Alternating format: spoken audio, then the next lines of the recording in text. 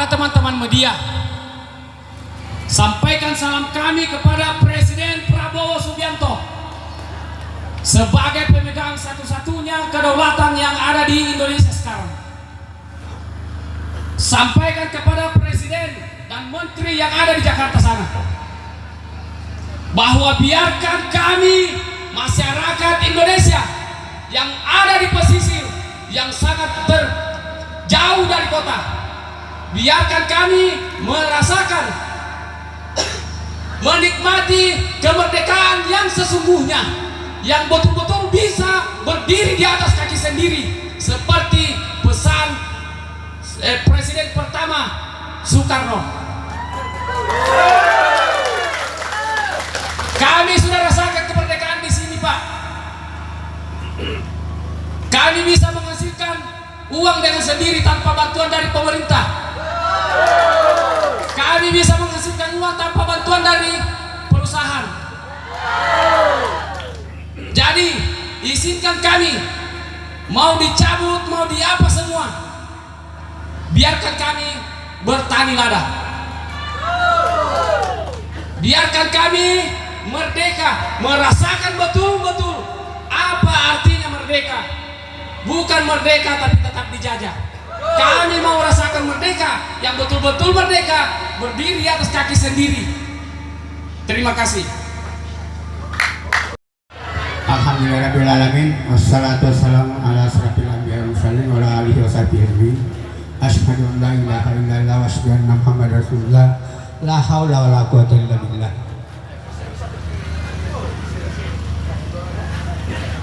Bapak Ibu yang kami hormati, terkhusus kepada adik-adikku, anak-anakku, pengurus APL yang siap dari awal saya lihat menghabiskan waktunya demi mungkin kita untuk kita orang Bali ini. Kalau di Jawa tadi sudah lama, bukan ada yang karyawan 50 tahun, termasuk adik saya.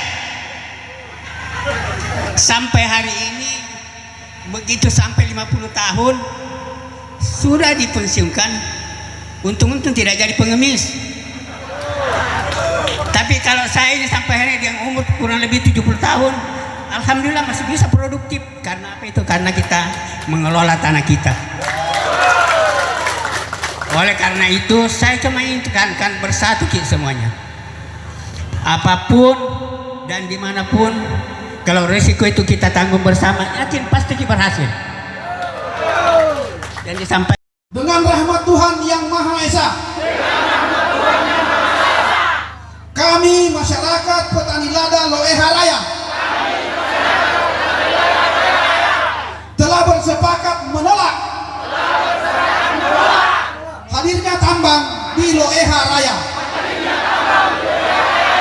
Sekian, terima kasih. Hadirin dimohon duduk kembali. Rantai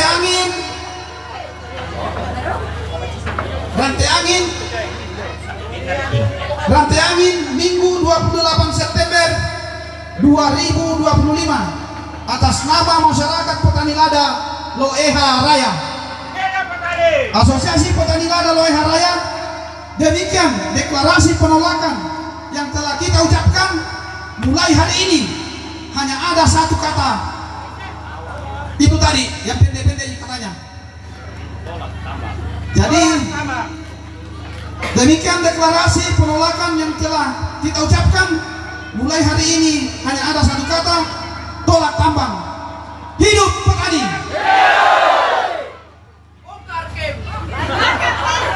Jadi para rekan-rekan yang sudah pakai baju tolak tambang, kembali di tempat masing-masing.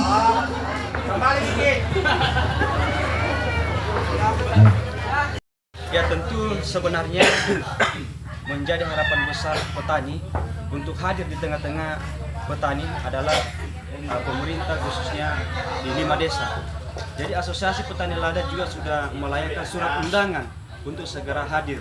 Tapi pada faktanya hari ini, baik dari kabupaten maupun di jajaran kepala desa, tidak ada yang satupun hadir di dalam kegiatan deklarasi ini. Kami juga tidak menyimpulkan bahwa apakah keberpihakan itu memang sama sekali tidak ada terhadap masyarakat petani, atau seperti apa? Karena pada faktanya hari ini memang mereka tidak ada yang hadir. Oke.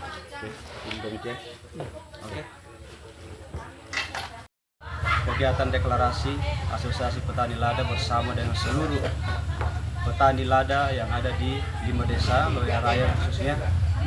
Tujuan kami melakukan deklarasi ini adalah mempererat silaturahmi antar sesama petani, di mana 2 tahun lebih perjuangan kami selama ini itu juga belum ada sama sekali titik terang atau kebijakan seperti apa yang menjadi satu solusi dari pemerintah kabupaten khususnya. Karena dari kabupaten sendiri sudah, dalam hal ini kabupaten sudah meninjau langsung wilayah lokasi perkebunan di Tanah Malaya, sehingga kabupaten pemerintah Luhut Timur Bupati khususnya sampai saat ini juga belum ada informasi seperti apa titik terang yang menjadi solusi bagi para petani yang ada di Loya Raya. Tapi mereka sedang mengatur pola seperti apa solusi yang terbaik bagi masyarakat Loya, karena memang di sini di wilayah IPPKH PT Pale 17.300 sekian hektar yang masuk di 2 desa itu, khususnya desa Loeha dan Rantiangin ada 9.000 hektar. Dari 9.000 hektar ini sudah 80% masif produksi merica, sehingga memang ada terjadi kebingungan antara pemerintah untuk mengambil satu solusi khususnya wilayah konflik yang ada di Tanah Malaya. Tapi harapan kami kepada pemerintah, kami hanya satu tuntutan saja, bahwa segera bebaskan lahan masyarakat 9.000 hektar ini yang berada di Blok Tanah Malaya, karena merupakan satu-satu sumber kehidupan masyarakat Loya Raya. Kemudian kami secara tidak langsung juga ikut serta membantu pemerintah pusat dalam hal ini apa yang menjadi program Presiden Bapak Prabowo Subianto, bahwa merica ini kita boleh berbicara data seluruh Indonesia. Satu-satu sumber penghasil lada, the best quantity dan quality itu adanya di Loya Raya.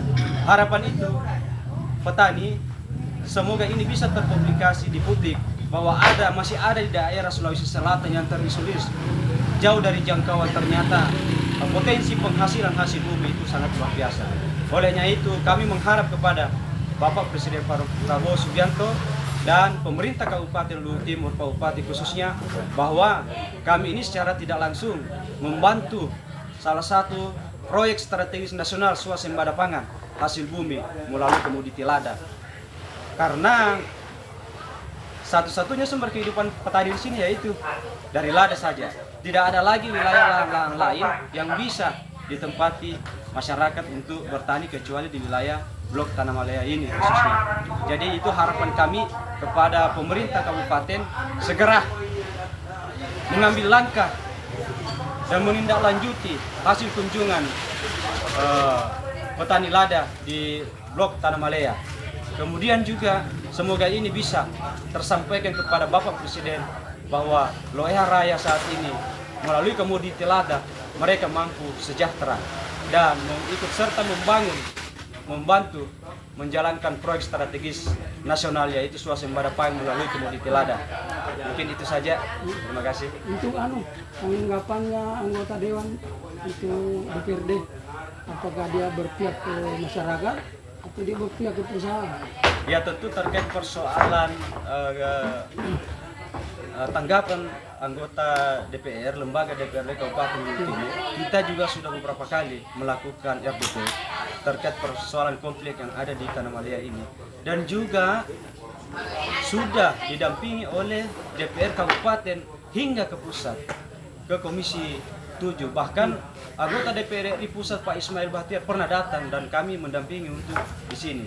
Tapi setelah itu hasil daripada pertemuan-pertemuan RDP ini, khususnya DPRD Luhut Timur mengeluarkan solusi tawaran dengan ada beberapa poin.